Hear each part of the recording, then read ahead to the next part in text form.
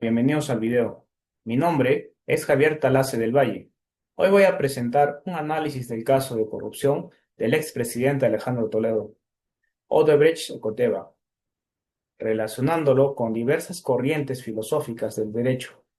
El objetivo de este trabajo es mostrar cómo las ideas de pensadores como Sócrates, Platón, Aristóteles y contractualistas y Kant siguen teniendo plena vigencia en la actualidad y nos permiten reflexionar sobre las consecuencias que trae la corrupción política para una sociedad. Comencemos con el caso de Toledo.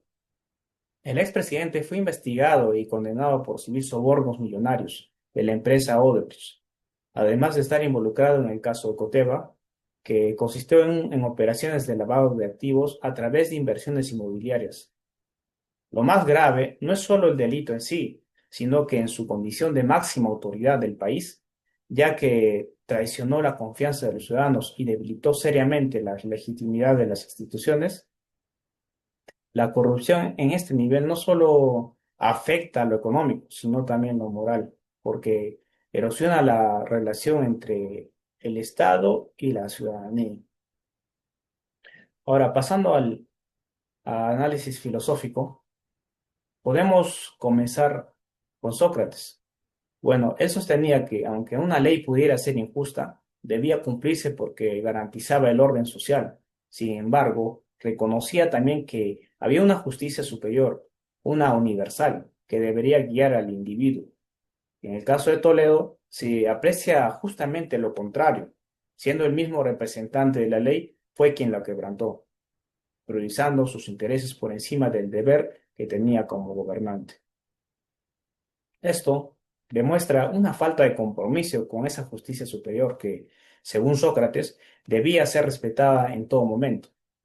Toledo, al actuar de esta manera, no solo incumplió la ley escrita, sino que atentó contra la legitimidad de su cargo y contra la confianza de los ciudadanos. Ahora bien, Platón ofrece otra perspectiva muy valiosa.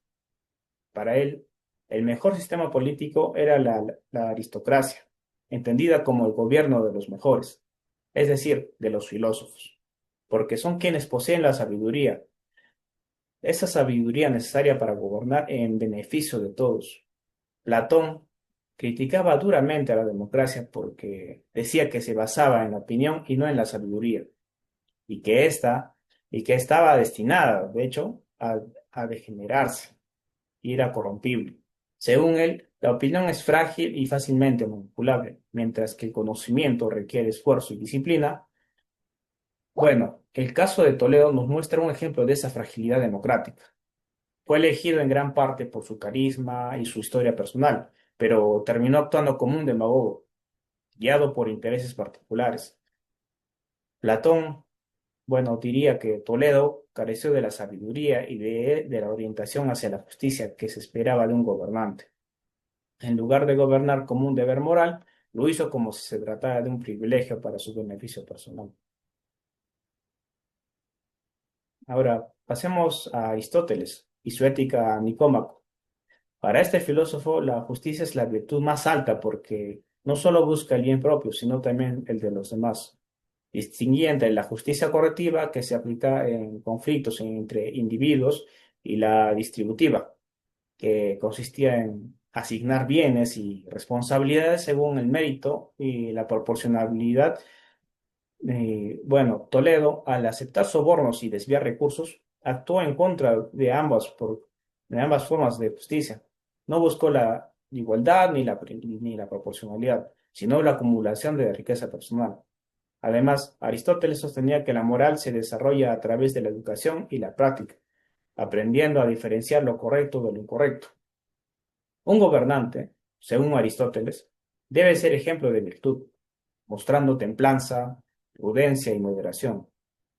Y Toledo, en cambio, mostró lo opuesto, ambición desmedida y carencia de virtudes morales.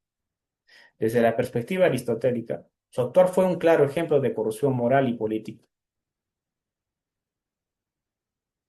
Ahora, en cuanto al contractualismo social, tenemos las visiones de Hobbes, Locke y Rousseau. Hobbes planteaba que en el estado de naturaleza los seres humanos vivían en conflicto y necesitaban entregar sus libertades a un soberano fuerte que garantizara el orden. Toledo, en lugar de garantizar ese orden, lo debilitó. Locke, por su parte, defendía que el Estado existía para proteger los derechos naturales de las personas, como la vida, la libertad y la propiedad. Cuando un gobernante falla en esta misión, según Locke, los ciudadanos tenían derecho a rebelarse. Ahora, desde la mirada de Locke, Toledo rompió ese pacto social, ¿no? Al no proteger esos derechos y al usar ese poder para beneficio propio. Finalmente, Rousseau decía que el hombre nace bueno, pero es la sociedad la que lo corrompe. En su teoría del contrato social, la voluntad general debía guiar a la vida política. En el caso de Toledo, vemos cómo prevaleció el interés individual por encima de la voluntad de toda la sociedad, lo cual confirma la advertencia de Rousseau sobre cómo las instituciones pueden corromper al hombre si no se rigen por principios éticos y por el bien común. Por último, está la ética kantiana, que aporta un análisis contundente. Kant sostenía que una acción solo tiene valor moral cuando se hace por deber, motivada por respeto a la ley moral y no por conveniencia personal. Su imperativo categórico tenía dos formulaciones principales. La primera decía que se debe actuar según máximas que puedan convertirse en leyes universales. Y la segunda, que hay que tratar a los demás siempre como fines en sí mismos y nunca como simples medios. En el caso de Toledo, aceptar sobornos no podría universalizarse como norma, porque destruiría por completo la confianza en las instituciones. Además, al usar al Estado y a los ciudadanos como un medio para enriquecerse, violó la segunda formulación. Kant también diferenciaba entre la legalidad y la moralidad, siendo que la primera regula lo externo, o sea, lo que se ve y lo físico, mientras que la moralidad regula las intenciones. Toledo, aunque intentó encubrir sus actos en lo legal, actuó sin moralidad alguna.